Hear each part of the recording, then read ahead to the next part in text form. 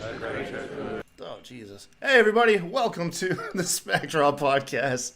We're a wrestling recap show where we cover WWE and AEW events, give you some pay-per-view predictions. You can always catch us on youtube.com/SmackDraw Podcast and pretty much everywhere other podcasts are found if you like the audio version of that.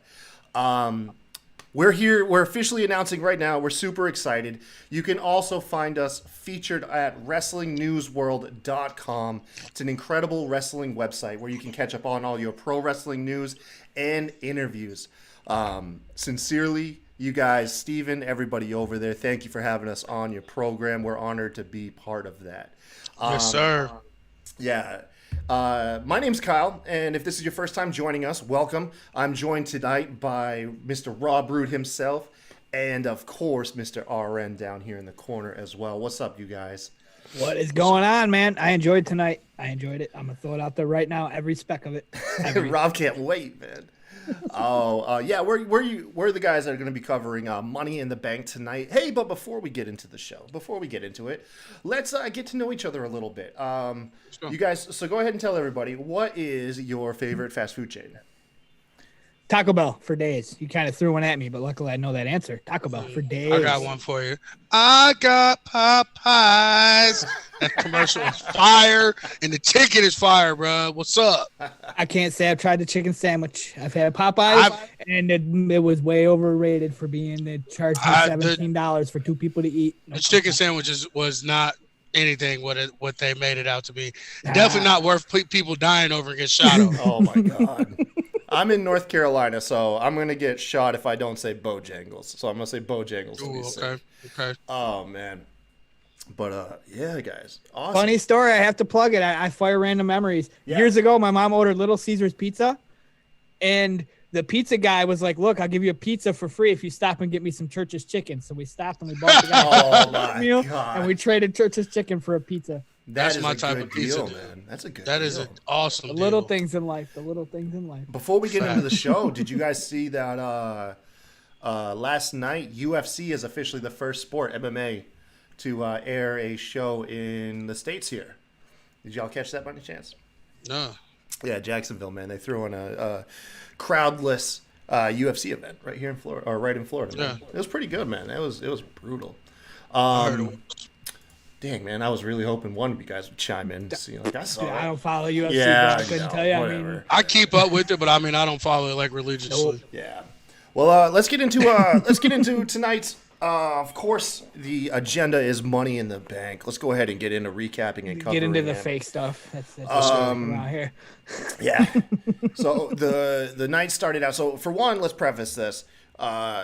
The whole event takes place inside of the Performance Center with the exception of the Money in the Bank match. I kind of knew this coming in, but I was really hoping all the matches were going to take place on top of Titan No, it would have Towers. added. It definitely would have added a little something else extra to it, but Yeah, it would have been cool. we'll take what we can get. I guess logistics would have made that really hard. I don't know. Yeah. I don't know. But we started the night off on the pre-show. Jeff Hardy defeated Cesaro in a pretty straightforward match. I didn't get to see this move for move, but from what I gathered, there was nothing memorable about this, right? No, It was just it was your basic pre-show match. get Jeff a W. I'm still trying to figure out why the hell this even happened. I Like, feel what happened with him? stupid with him for and predicting that Sheamus? Cesaro was going to win it. I got nothing, man. First of all, I don't mean to call you out, but when the hell has Cesaro ever won a match? My mind was this feud with Sheamus. I thought Sheamus was gonna be like interfere or hit Jeff while the ref was distracted because of the feud they have going. If it was anybody else but Cesaro, he's got a losing streak going as well as what's his name? That was with Zack Ryder. Oh, Kurt Hawkins. Yeah. Yeah, no, you're not wrong. I'll give you that. Other than that, on the pre-show, we got like top 10 Money in the Bank moments. Nothing really to write home about. It was honestly a waste of an hour. Then we kicked off the night with the first match, the Fatal 4-Way for the SmackDown Tag Team Championships. This was take place between Lucha House Party, Miz and Morrison, New Day, and then the Forgotten Sons. I'm gonna let y'all handle this because my family got home and they were going off the wall, so I missed almost this whole match with the exception of like the end. Well, you didn't really miss much. I saw a lot of high flying stuff. Like it when was I kept looking at good. the TV. It was good, but again, in my opinion, nothing super memorable. It was. No. I mean, they kept tagging out, and everybody was getting their spots like And one just after wanna- the other. Lucha House just Party wanna- tore it up though. They did Yeah, tear it up. they They did. did have the highest flying spots. There was a spot there where one of the guys from Lucha House Party and Morrison both moonsaulted off of the top rope to the outside and took everybody out. Yeah, it was a Spanish fly. He Spanish flied him off the top onto everybody. Oh, That's the only thing I have down on my notes. I do want to point out to Vince that you were wrong. I told you it wasn't going to be 4 people in the ring at once. Just want to tell you that, give you a little tip of the cap. Yeah. Man. That would have been sick if it was though. I think that would have been better than what we got. Why would they ever do anything like that? That was awesome. Don't you think it's kind of messed up that Lucha House Party now seems to be the most entertaining parts of these tag championship matches, yet they eat the pins every time? I almost said something in chat, but I didn't want to offend Vince. Like, in my eyes, Lucha House Party is not championship material. Oh, they're They're B-plus good. players. They can high fly, but just they need to go in the back and they need to hang out with freaking why am I drawing such a blank? The conga line guy that got fired. He got fired. I wouldn't go No that way, far. Jose. You I wanna wouldn't see go him that in far. Jose? I mean, I'm not maybe not that far, but they're not. I don't know, man. They I think they it's don't like- look like championship material to me. And me and Vince always argue about this. I tell him all the time, you're not going to be a world champion if you can't fluently speak English. They've proved that time and time again, especially in this climate. These MAGA douche-ass people, like, they're not going to be – if you can't speak fluent English, they're not going to put a top belt on you and push you. They might be transitional guys. They might be at the top of the card. They might get a title shot here and there, but they But are what not going to about put the Asuka? top belt.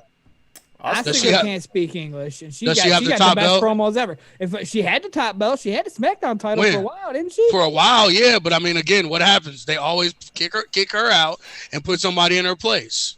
Okay. I do want to applaud. She got the best promos in wrestling, though. She got By the far. best promos in wrestling. By far. I don't care. I don't care what you just said. They got. They're done. They're done. This is I terrible. don't care. Off to an awesome start. Yeah, well, New Day ended up retaining. They got the big ending on Lucha House Party to retain their belts. Following that match, we had what was supposed to be R-Truth versus MVP. This caused some They just- controversy. And Point of contention. This Line in the was, sand for Smacked Raw. this was more entertaining, I think, in our group chat than it was in the match. Yes. But yeah, so R-Truth and MVP are having this little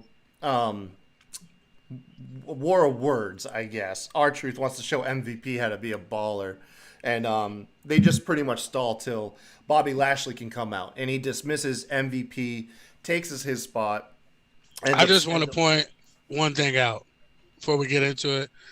The difference between R-Truth and MVP. They're both stuck in the 90s, but somehow R-Truth finds a way to kind of R-Truth makes it make work. you relatable. Yeah, makes it work and make you relatable. Because I love MVP.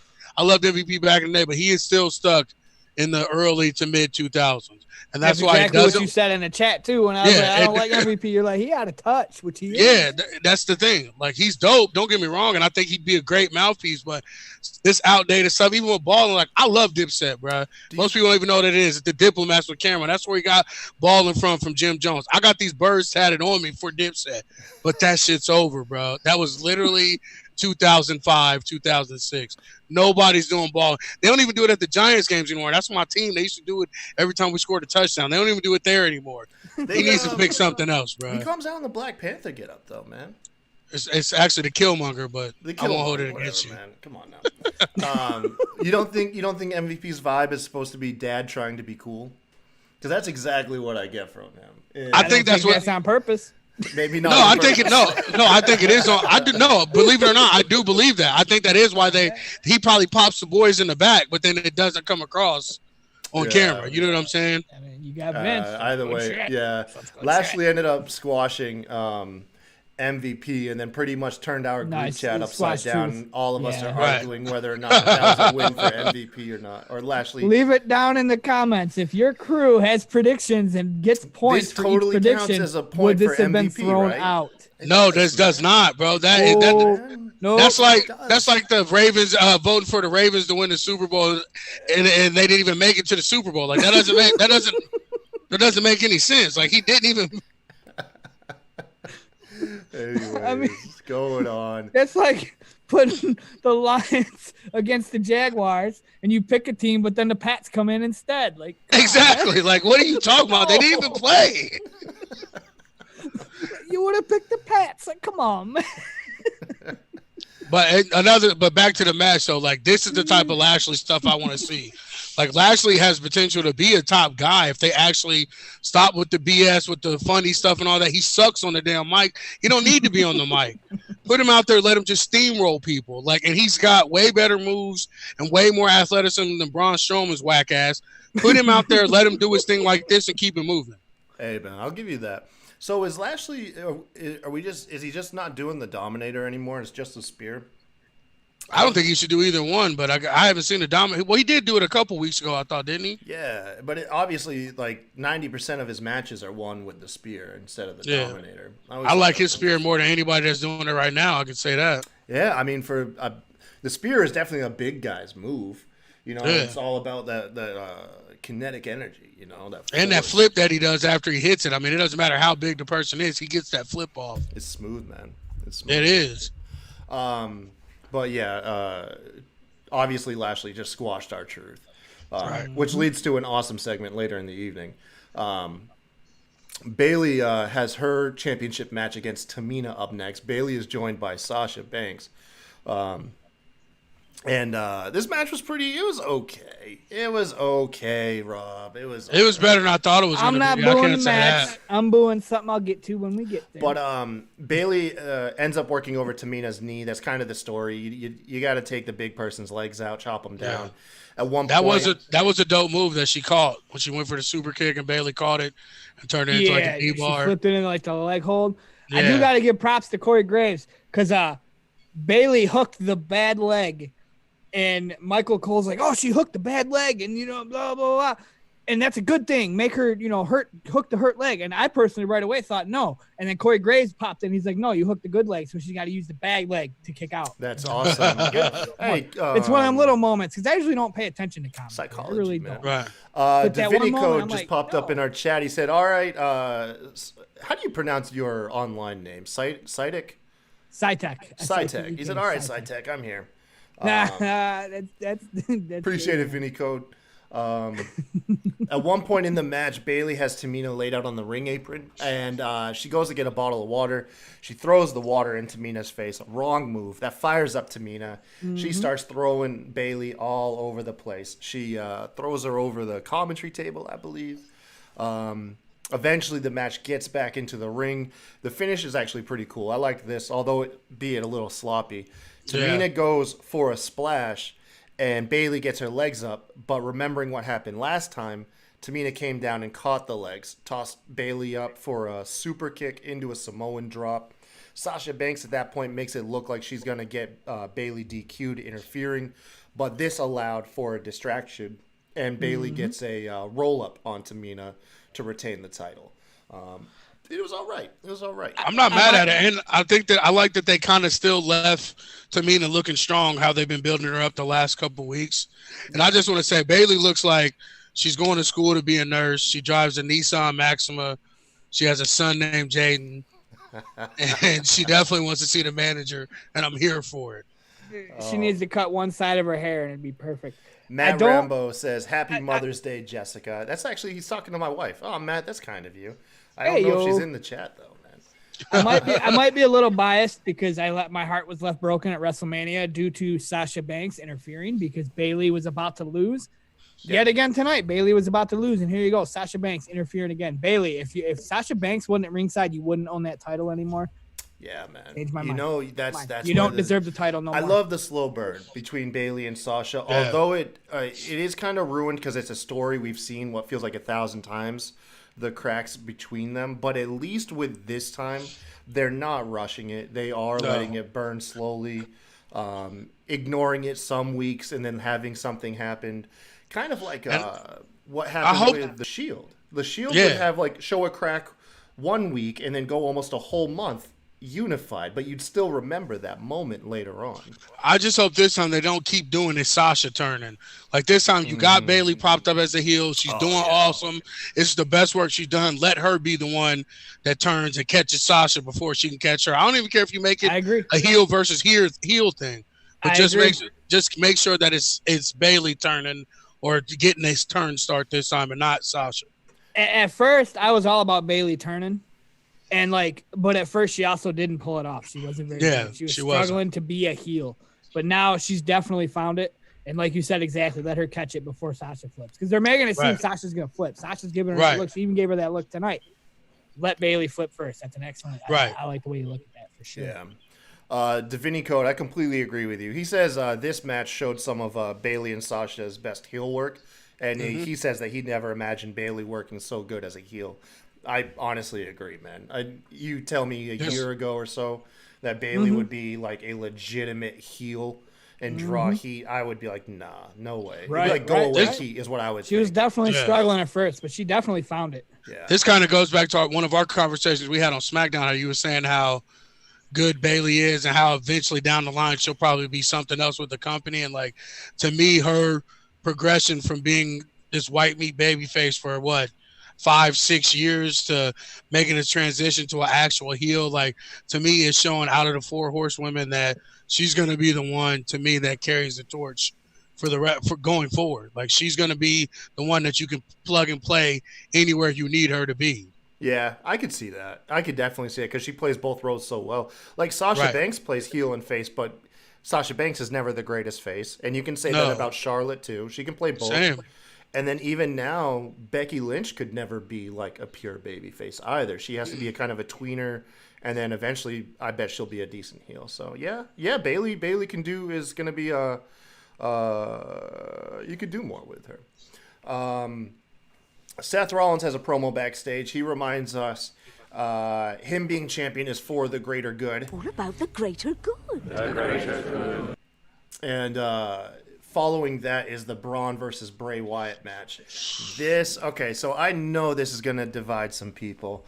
I'm for it, man. I liked the match. It's hard to get into a Braun Strowman match. We need to let Aaron jump in this one first because he's been burning since this match I happened. always ask, let me run down the match and then give you hot takes. All right, because otherwise He we'll waiting, never you can get tell through he it. waiting. He like, I know Kyle Stone off. letting her get through it, so I'm gonna go off. I'm gonna go off. Yeah, so it's not gonna be as bad as everybody thinks it's gonna be. I'm Yeah. not gonna do what everybody thinks I'm gonna do and flip out. I'll take second. You can go first. After Kyle does his thing. yeah, let me do my thing. So the match pretty much is another straightforward one. Braun starting out the match strong, can't go strength, or Bray can't go strength for strength with him.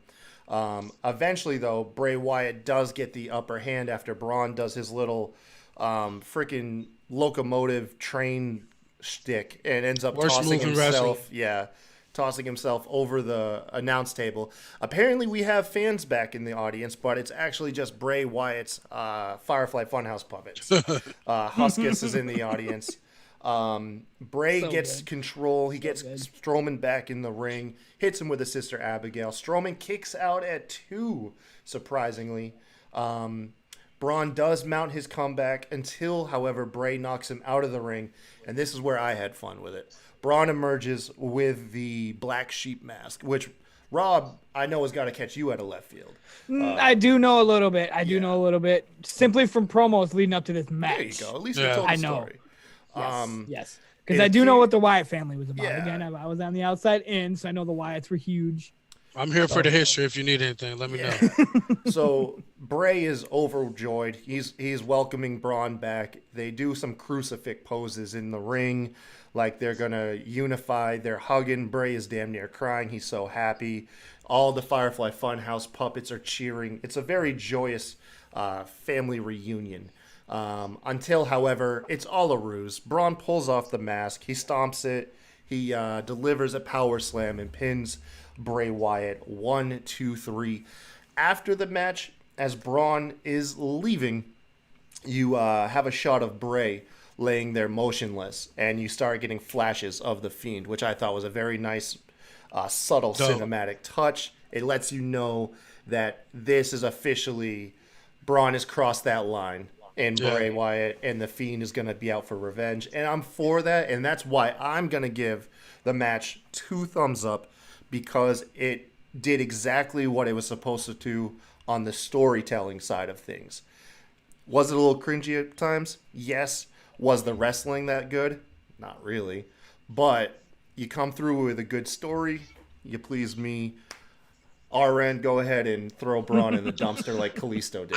And it's not, and believe it or not, I'm not going to do that, because for Braun, this was one of his better matches, and it did tell the story that needed to be told. And that's where my issue is. It's not, believe it or not, I hate Braun. Everyone knows it. Everybody in the group chat knows it. I think he's ass. I think he's boring as hell.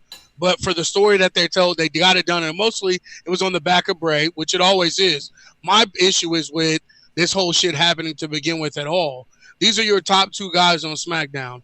You already told us going in before WrestleMania that The Fiend doesn't need the title. That's why he lost to Goldberg. I don't need the title. Screw it. It's gone. 1 month later, now he wants to take the burden off of Braun, take the title off of Braun because he don't want to have that burden on him. Like, the inconsistent storytelling, and then with Bray and them both, like, you don't need them together. If Braun's your guy because Roman's out, let him be the guy. There's all types of trash on SmackDown for him to choo-choo train and scream in their face and whatever the hell else his lame ass does. That's fine. And then Bray, he's your Undertaker.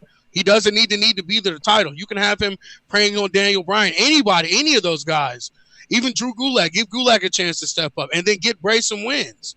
Like, this goes back to the same thing. I already knew Bray was going to lose because they had to protect the Fiend, and they also wanted to protect Braun. But you didn't have to put yourself in this position. They never needed to be together to begin with. This goes back to SmackDown all the time, booking themselves in the corners, and why they've just gone downhill since all of this started. Not even the Corona. They were trash before the Corona started. They actually were on a roll for a little bit, and then, like, it's just like they take 2 steps forward, 9 steps back continuously. So even though I hate Braun, this was not on Braun.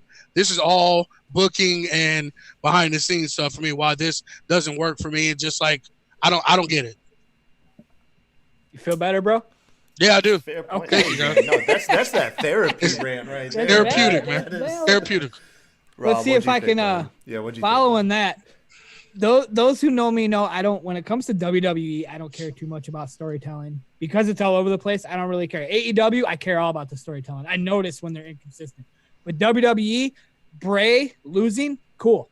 That means the Fiend isn't going to lose. You know Bray's going to lose. That is the true, Fiend man. isn't going to lose. The Fiend is going to get his ass whooped, and then the ref's going to call the match in a match that you're not supposed to call and cause controversy all over Twitter because he's the Fiend. They're going to show that Bray got taken out with 1 power slam, and the Fiend's going to kick out at 1. Yes. Yeah. The I Fiend, you guarantee can give him all it. the power slams in the world, and he ain't going to go down. Yeah, man. Now, as for Braun Strowman, I think he's one of the best guys in WWE. The raw hits, and I'm all about it. Like, I've Stay on had AEW, daydreams. bro. I've had daydreams of, like, Royal Rumbles, 15 guys in the ring, say 14 guys get taken out at once, and Braun's one of them, but he choo-choo trains all 14 4 times. Bah, bah, bah, bah, bah, bah, bah, bah. I'm all about it. You're definitely. I think you're just doing that because you're AEW guy. You're just picking the worst possible guy for you to get behind. Rob, just if you're not easily aware, amused, if so you I'm all can't tell about by the Rob's amusing hat, shit. he's our resident AEW host. He manages is the why I chose AEW it. show. I did chose it for that reason. Let me catch up on the chat a little bit here. We actually have some people interacting with us. Brandon Murphy's in there saying that anybody who's faced the Fiend undergoes a big change, like a heel face turn. So that could be something really interesting to look forward for Braun Strowman. And he believes that might make you, RN, maybe a little bit of a fan. When that It goes might, down. honestly. And like I said, everyone knows I hate Braun. I do, but this is not a Braun issue. This really isn't. Like, it's not on. It's like like when people I want hated to. Roman Reigns. It was Right. It was never so much the character. It was just the way they were utilizing. Yeah, I just think that you could use both these guys so much better, especially the fact that you got a depleted roster to begin when you got 9 dudes in the Daniel Bryan Corbin thing. Like, you could use them both on each ends. You could put Corbin with him, you can put Daniel Bryan with the Fiend, and then you have everybody split up, and you actually have some sort of continuity where they can be interchangeable, but you keep your 2 top guys apart. That's how it's supposed to be. That's what the whole reason why they brought an Intercontinental title, so you can have your 2 top guys on one thing away from each other till you need to bring them together. And during the coronavirus, when all this stuff's going on and everything that happened with WrestleMania, these guys need to be apart, fueling your brand. Like, having them both together, like, to me, it makes no sense at all. Yeah, it's all about that belt, though. And speaking of belts, that brings us to today's sponsor, Belts by Dan.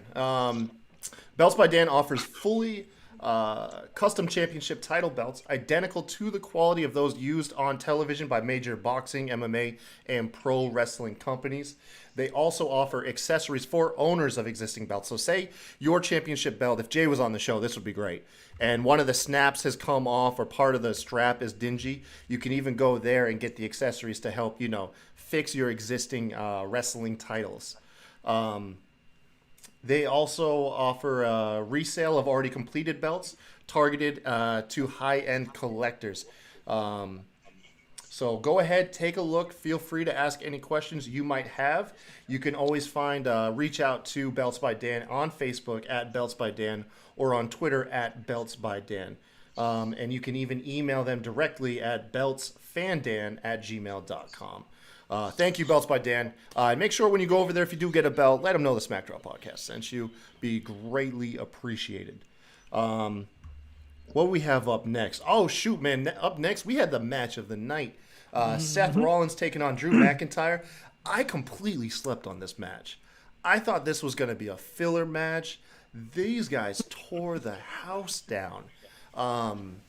And talk about, you're used to smaller guys doing reversals after reversal after reversal. How about Braun in there going move for move with Seth as a big guy? Whoa, you said Braun. This dude. That's it, Braun. God damn, Drew, man.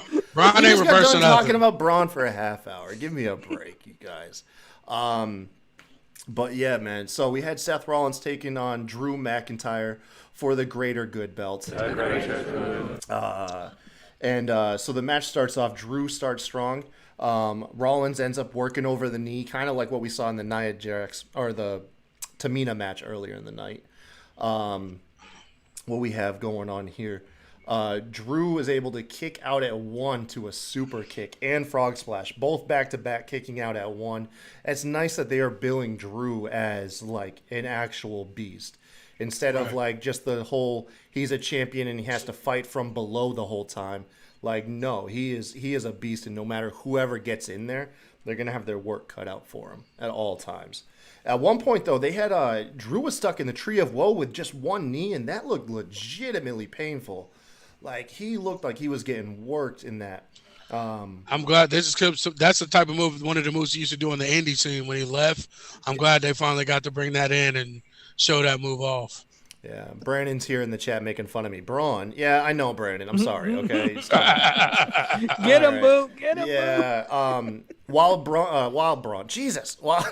the Tree of Woe, he freaking does a German suplex to Seth Rollins and launches him halfway across the damn ring. It looked gorgeous. Like, I could watch that GIF for days, man.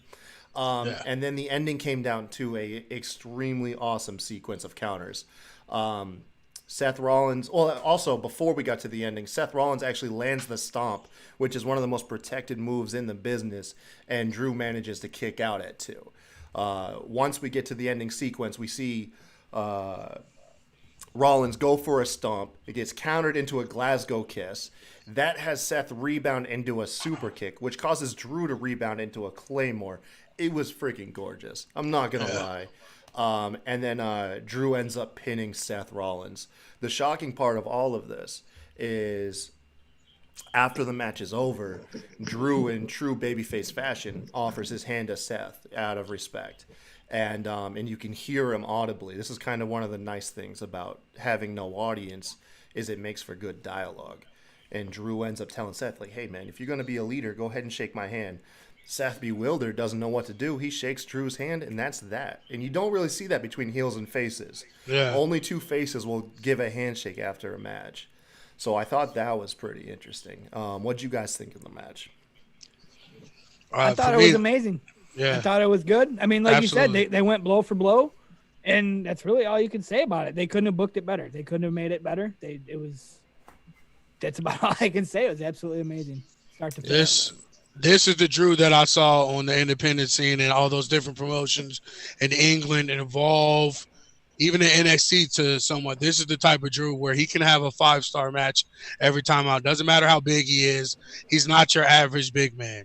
Like, he has agility, he has speed, endurance. He can fight from on bottom if you need him to be that babyface getting his ass kicked the whole match and then firing up and coming back in the end, where he can be that dominant guy like Brock that just comes in and cleans house and stuff. Like, this is the Drew that I've been waiting to see. And I love Seth Rollins as a heel and all that, but Drew, this version of Drew is the Drew that I've been waiting to see the entire time he's been in the WWE. This is the guy that I think can carry them for a long time, with the belt or without the belt. I think that he could carry them for sure. Yeah, do you think that Seth Rollins brought Drew McIntyre to his best match since he's been back in the WWE? Absolutely. I think even over NXT, like his match with Andrade, I think this was better. I definitely agree with that. That this is his best match that he's had, because I think a lot of it is too that Seth is not so much smaller than a lot of the guys are. He's kind of like in between, where he's not as big as Drew, but he's not as small as the rest of those guys. So like, he could take some bigger moves that Seth could give to him, like the stomp and some of the other things, but also kind of, like I said, it was realistic. It was believable Seth doing some of those moves on him and kind of kicking Drew's ass because of Seth's size. So I think, to me, that was a lot of it too, where you got to see him be that champion, come back, storm back, and take the win, and then shake his hand afterwards. Like, hell of a match. You know what I'm saying? Like, I'm excited. I'm pumped. Like, I went and bought this ridiculously lame big sword. Looks like it's on a giant. I thought you were going to be wearing your Cutie Marshall t-shirt tonight, man. Rob, what size shirt you wear, bro? I wear a large, bro. I'm rocking. What they're making reference to is I went on a whole tirade about QT Marshall. You have the best wrestling t-shirt collection, and yeah. And I did pro wrestling tee. I got a Kenny Omega and I got a Chris Hero shirt, and I tried to do the whatever it is for the people, the workers or whatever. You can donate. So I did the mystery shirt thing to donate to them, and of course, my luck, I got a QT Marshall shirt. Nothing but love to you, Cutie, over here on my end. All right. I'm not saying that. Man. Not for me. Not for me. Your ass, your best friend got you a job. You gave him I'm not hating. Though. I'm not hating. I bought one of your shirts, bud. Oh my God, I love it. Back in the chat really quick. Brandon's over here. He's saying something was now I didn't notice it, but was commentary kind of a distraction from the match to you guys? He said he just heard some comments from Graves and Cole like that was just making it rough to watch. But he said he loved the match overall. 100% honest with me. Like, I don't listen to commentary. Sometimes I turn it down because I have stuff going on, and sometimes I'm watching other stuff. So I just kind of like, and it helps me focus on just the match. Sometimes stuff will like catch my ear, and I'm like, whoa, but no, I don't listen. I drown out commentary. It wasn't like, honestly, I think because of how infuriating or how infuriated I get listening to the King. If King isn't on commentary, it's like butter to me, just because of what I'm used to. I can agree with that. Yeah.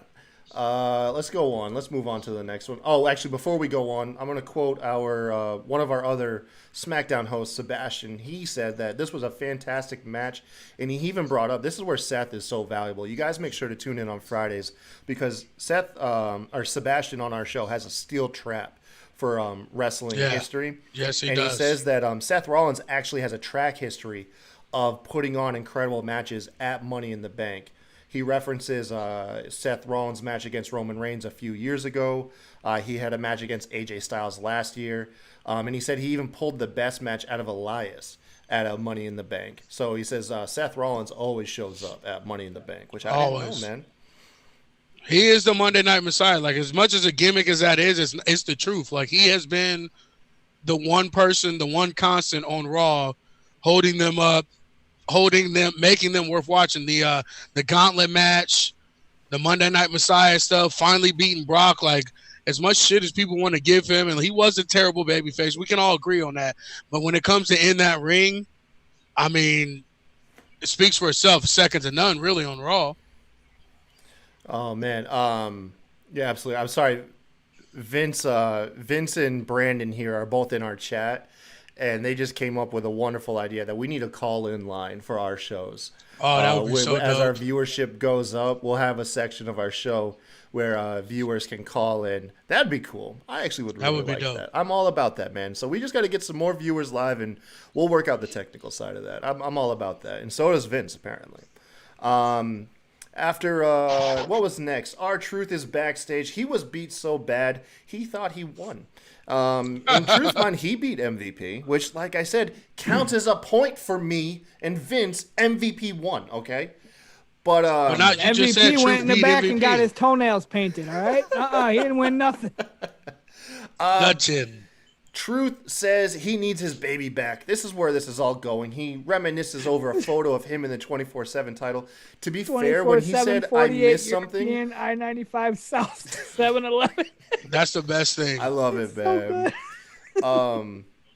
I really wanted him to show a picture of Carmella because I thought Truth and Carmella were an awesome duo. Yeah, as well, that they were. Like, I don't know why they. I mean, I That know was why left they split them field. up, But no, he wants his baby back, so he's heading down to Florida, and he's gonna sack you, He's Tom gonna sack Brady. Tom Brady. Oh my God.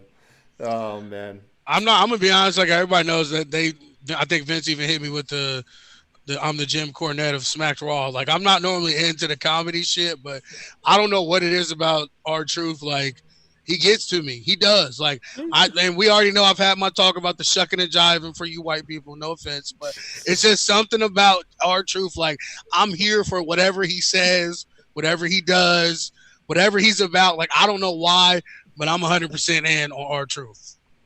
All right. I'm glad to hear it, man. I'm glad because I am too. I remember R-Truth back from when I was a kid, and he was K-Quick, and he was on Sunday Night Heat, man. Yeah. I remember K-Quick, and Jesus, he looks the same. He really does. He Like, legit. really Doesn't looks look the different. same, His hair's man. longer. That's it. That Literally, is his hair's it, longer. man. I think he's probably got kids older than he was when he started wrestling. I'm Yeah, he fairly does. certain, man. All right, so I'm gonna try and cover the main event now. I'm not gonna lie, this thing was so chaotic. It was, was damn so near much. impossible to take There notes. was so much going on. Yeah.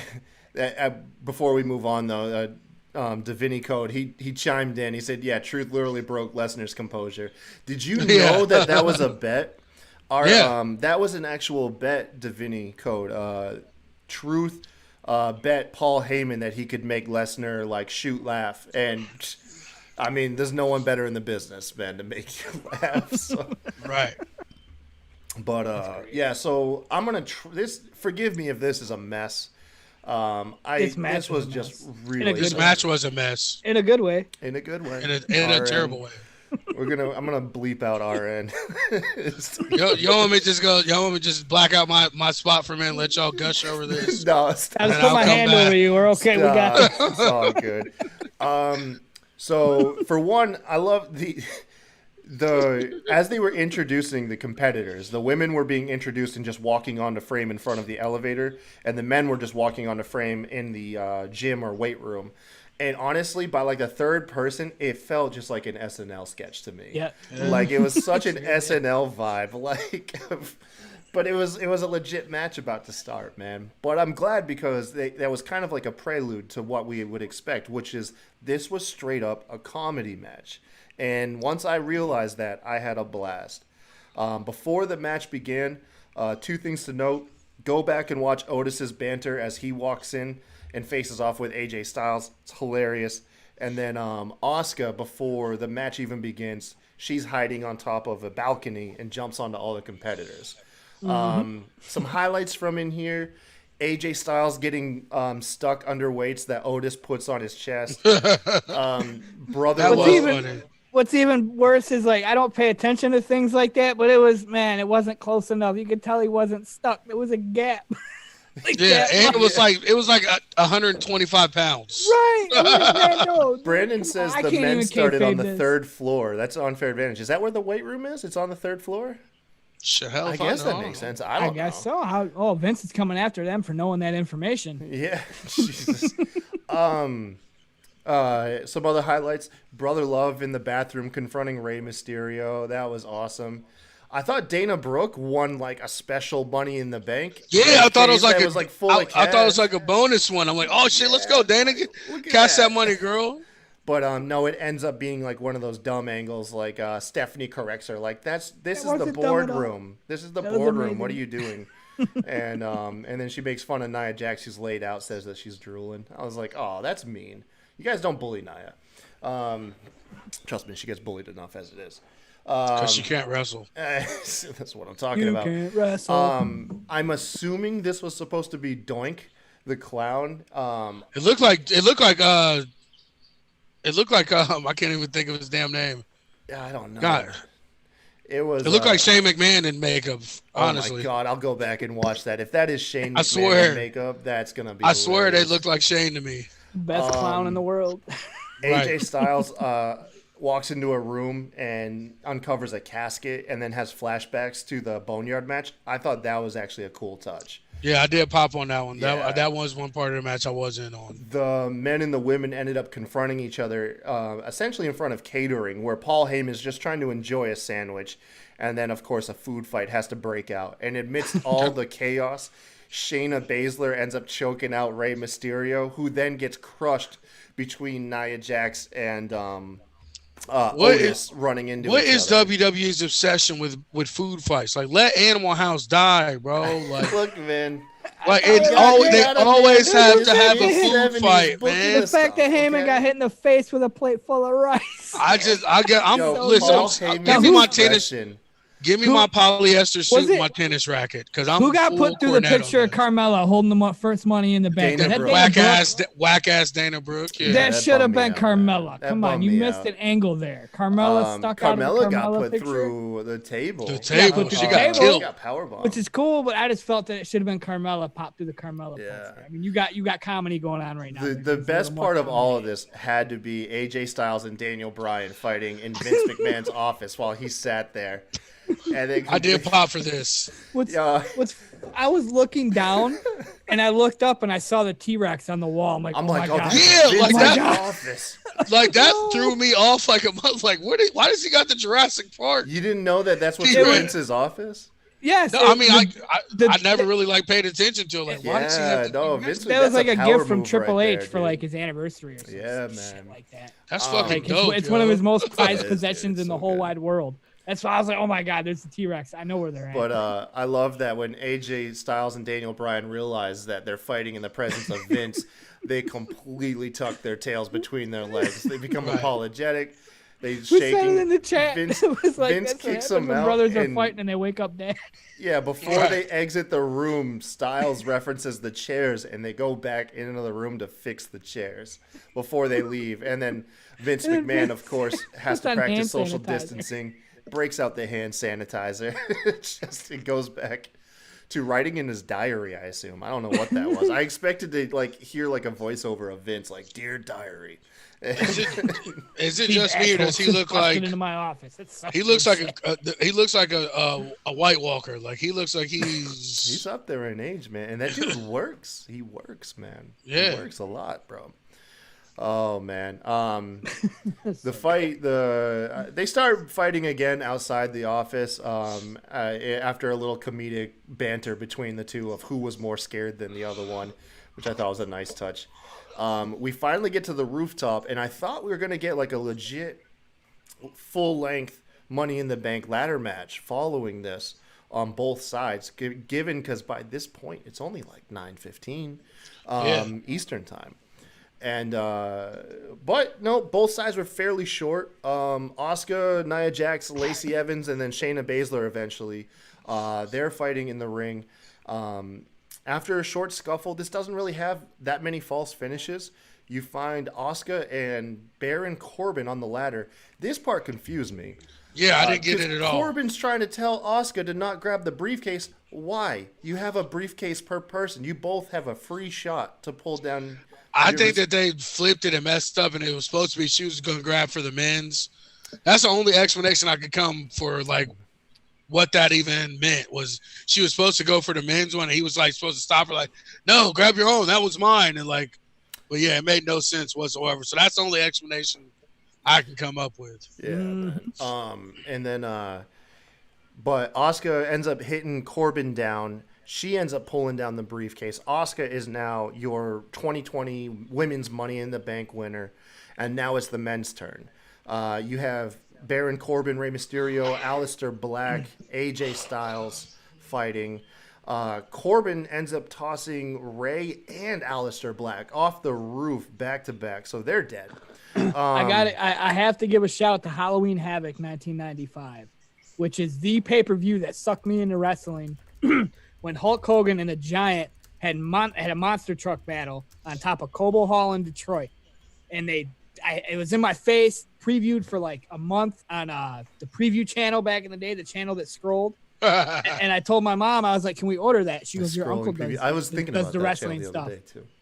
I'll see if you can go. And he had parties, and he had like 10 people over, paid $5 a piece to buy all the pay-per-views. That's how I got to watch them all growing up. Hell yeah!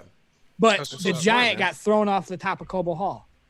And like when I seen that happen, I was like, "Oh my god!" But see, this is the part that pissed me off about it. Is like if you paid attention to a couple of the shots that they showed of the roof, it was the ring, that little level they were on, and there was like another level that was like a lounge kind of area, like one level up from them. So it wasn't like they were really throwing them off the ledge. They just throw them down into the. You gotta learn lounge how to area. kayfabe, bro. Wrestling's so much better when you learn how to kayfabe. Then don't show me that shit. Only show me the side of the ring where it literally looks like you're throwing them off. I can't do that. Once you show me it, it's locked in my brain. I'm like, he threw these dudes into the lawn chairs on the level below, man. Way down there sitting on a lawn chair having a martini right now. They ain't Right. dead. Oh my god. So you have the remaining competitors. That's pretty much just Corbin and AJ Styles now in the ring. They're going up the ladder. They both get their hands on the briefcase, remove it from the mount. So we've seen this spot before in other ladder matches. Whoever lets go is going to lose, and the person remaining holding on to it will obviously win. While they're struggling, out of nowhere comes Elias, smashes Corbin with the guitar. Corbin loses his grip, but at the same time, so does AJ Styles, and the briefcase falls down into the possession of Otis. And they I'm even so call it like a football play. Otis Right. had control, which makes him your 2020 men's Money in the Bank. I'm The so last thing I ever anticipated. Me and Vince man. technically called this spot. We said that it would be Elias would come and do something to cause Corbin and AJ would get the briefcase. We just didn't know that they were going to put the extra step in it and him dropping it into Otis's fucking lab. But that was your Money in the Bank pay-per-view. Before we go off to it, RN had a hot take. So, do you have anything you want to add to why this match rubbed you the wrong way? Because it's like, don't get me wrong, I liked the Boneyard match, and I liked. I didn't like. I'm not gonna say I loved the Firefly Funhouse match, but at least I understood and I liked it somewhat, and it had its moments like this, like. The Money in the Bank, like every year leading up to this, has been like some crazy, borderline violent, crazy shit happening in the ring. And this was match was just more of like a long Benny Hill music video. And like I said, I wouldn't even mind. I didn't mind some of the comedy stuff, and like I expected some kind, especially if you're going to be in their headquarters with all the, like you said, the different boardrooms and stuff. Like I expected some, but this just turned into some National Lampoon shit, and I'm like, Well, think about I hate it that. Like this. NXT had that serious backstage brawl in the Performance Center, and then WrestleMania had obviously the Falls Count Anywhere match with, or the Last Man Standing match with Edge. But and those Randy were Orton. actual matches. So those were And I both super but that's serious. yeah, but that's the thing. Maybe- I expected it to be more towards the Johnny Gargano Ciampa way, where Gotcha. different angles, lighting, like, and I expected some comedy because that's just what WWE is, and like I wasn't gonna be upset. Like the Vince spot, even the Undertaker, the AJ in the Undertaker room, like stuff like that. I expected a couple of them, but I didn't think that the whole match was going to be some Monty Python.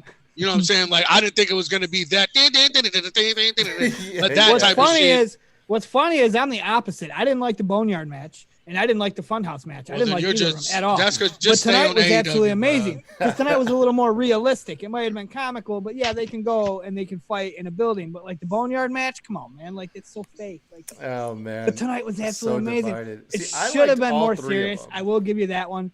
But I'm a comedy guy. I could not like tonight. And like I said, I don't want to make it seem like I didn't think some of the stuff was funny and like it should have did, but I don't think that it should have been an entire comedy match in 2 minutes of serious shit on the roof. Like, I thought they should have kind of like made like a balance back and forth, not comedy all the way up until the last minute when you kill guys throwing them off the roof. I did want to plug. I forgot to when the men were still in the weight room. How about when Corin broke the mirror? And Dude, he looked shell shocked. oh shit! Yeah, he looked shell shocked. I'm glad you brought that up because I forgot. But yeah, when he broke that mirror, he looked like, oh, Vince is gonna have my Vince ass. is gonna be so mad. Because that's where Vince works out, man. That's where he works out, like legitimately. Let's catch up on the chat before we close the show out. They actually are going off in here. Ooh, yeah, buddies. Let's go. Yeah, Brandon says we would probably hate his takes. Brandon, I've seen what you've been typing. I kind of like him. Vinny, Well, let's hear him. I hate him. yeah, I'm just going in chronological Oh, okay. order. Yeah. Just leave Lacey alone. Just throwing that out there. I think when we were talking about Seth, Davini Code Seth needs to get off Twitter and social media. Yeah, I kind of agree. He's got a bad track history. That's Brandon fine. says, Aaron knows I watch PWG, AEW, and WWE. 30 years of knowledge. Brandon, that's cool, man. We'll pick your brain. Oh, that's my guy, Brandon Murphy. My bad. I didn't even realize that's who that was. Yeah, man. He's been talking to us the whole time. Oh, yeah. R-Truth breaking Lesnar's composure. Yep. Main event was great. The Chaos and WWE CU is battling 100. Mute RN for the rest of the show. Vince, I wish I saw that earlier. Yes. Sebastian Frazier says RN is wrong. Oh, RN, you were rubbing people the wrong way. The men started on the 3rd floor, unfair advantage. Oh, yeah, shoot. I did see all this. Asuka swooping in like Batman. That was really dope. Vince will tear his quads walking into my house. I would whoop Vince and Lawler's ass. That's your boy Brandon again. I brought it up to Rob like 5 years later. So, and Laurinaitis and his scooter. Oh yeah, Laurinaitis was in the match too. Again, unnecessary people power. Yeah. He did bring that up to me. Brian with his yes kicks while Otis was chanting. That was. Oh yeah, that part was though. Yes, that was incredible. That gives me my daughter plug for the podcast. She was like, why'd he get him? He was cheering him on. He was going, yes. I would have liked it even more if he had kept saying yes while he was getting his shit kicked in. Like, that would have been even better. Yes. Vince says, did you hear Otis said if he won the Money in the Bank, he would only challenge for the tag titles? I don't know, Vince. Way I hear it, Tucky's gone. Brandon says, I thought that clown was Frank the Clown. I'm not familiar with Frank. It could be. I don't think it was Doink. Because at first I thought the same thing, but then it did. He then verified that's the dude who dates Noelle Foley. Noelle Foley, yeah. Okay. Why weren't the guys and girls fighting each other during that food fight? Like Shayna and a guy would have worked together. Oh, that's Mattel, bro. Mattel will not let women in like intergender wrestling in WWE. They'll pull like all their freaking toys. RN is wrong. Yep. Just so many people. I knew I was gonna get shat on for this. It's all right. Sorry, bro. Keep your opinion. Let's Stand by, bro. Roddy Piper versus Goldust in the OJ Chase sequence. That is comedy gold. Kudos to WWE capitalizing with that one. All right. Yeah, that one was fire though. It was comedy, but it was also kind of serious at the same time. Yeah. The OJ thing, them and fighting in the alley and stuff. Like, I actually remember watching that. My dad was like, "Are they copying the OJ shit?" I'm like, I don't know. I'm like 7, bro. That is the actual footage. Oh man. But yeah, Money in the Bank. In a nutshell, I gotta say, I think it had a little bit for everyone. Storytelling, you had Braun and Bray, good storytelling there. If you're a purist and you want a great match, Seth and Drew McIntyre tore it down. Like we just said, if you like some comedy wrestling, that was the total Money in the Bank stuff. The first portion of the show was quite forgettable, honestly. Jeff and Cesaro, the tag teams, all of that stuff was kind of just filler, it felt like. But it felt like once the show hit Braun and Bray, I enjoyed it thoroughly. Yeah. And I felt like it was a mixed bag. So yeah, I think it was a good show for what. And for me, like this is the type of show every pay-per-view should be. It should have something for everybody. Like I shouldn't like or love every single thing. It should, especially these main ones. Like NXT is different. NXT should be geared towards a specific audience, but their main pay-per-view, especially the big four, it should have something for everybody. So for me, I'd say it was a 7 out of 10 or a B- because it did have a little bit of something for everybody. Yeah, I would agree. I think the latter half was very strong, but I think the beginning half does pull it down a grade or two. Rob, what's your take, bud? I do want to plug one thing. Yep. If there's anybody in the chat that doesn't know me, because I do AEW on Wednesdays, that's really it, and I don't live stream it. My computer can't handle it, otherwise I would. So those who don't know me, I want Lacey Evans to win the SmackDown title more than anything in wrestling. I want Lacey Evans to hold the title. I've adored Lacey Evans since the moment I laid eyes on her, since before everybody else started liking Lacey, and she turned kind of face like she is. I don't like her, so you don't have to worry about me. I was so mad when Sasha pulled the backstabber when she was about to win the title at WrestleMania. I'm like, oh my God, this is it. And then Sasha's like, nope, psych. When Asuka took the briefcase down, the first thing that went through my mind was, God damn it, Lacey's going to take the title from Bayley, and then Asuka's going to be like, psych. And my heart's going to be so broken. It's going to be so broken. So I want to don't let Lacey have it until Asuka loses the briefcase, and then give it to Lacey. Well, Asuka's on Raw. Oh, but I forgot you can challenge anybody. You can go either way. You can go to NXT even if so, you want even to if and challenge Charlotte. They'd be like, let's get Rob. Let's go get him. Yeah, man. But I want Lacey to win the title so bad, and I see that happening. That's how I feel about Shayna. Like I want Shayna to win the belt. That's 2 pay-per-views in a row where I thought that they should have given it to her. And she would have won it at Mania. That's who I thought was going to win. If there was a crowd, she would have won it at Mania. She was gonna I honestly I believe that too. Like if it was an actual real crowd, I think she would have won it. Because the build up with Becky, and is Becky as good as Becky has been? As much as I want Becky to lose her title, I'm sick of her. You need a pop for her to lose her title. She ain't going to lose it until we get a crowd back. Right. Yeah, man. Wait, we're getting some more chat in really quick. That's what I've noticed about Rob. He is completely focused on Lacey. Yeah, where have you been? Bayley and Sasha were in the right to call Lacey a crappy mom. Wow, that is not nice, Brandon. But it's outside of kayfabe. Outside of kayfabe, Jesus. We keep it kayfabe up. Oh my gosh. Well, anyways, you guys, that's our show. But before we go, sincerely, once again, a big thank you to World Wrestling News for featuring our show on their channel. Make sure you guys go check out their page. They have a ton of awesome articles, news, and interviews. You got to go check it out. Plus, they have a lot of other great podcasts as well. And then sincerely to you guys as well that are watching this, I hope you guys are taking care of yourself. We've been in this lockdown now and this weird funk now for about like 6 or 7 weeks.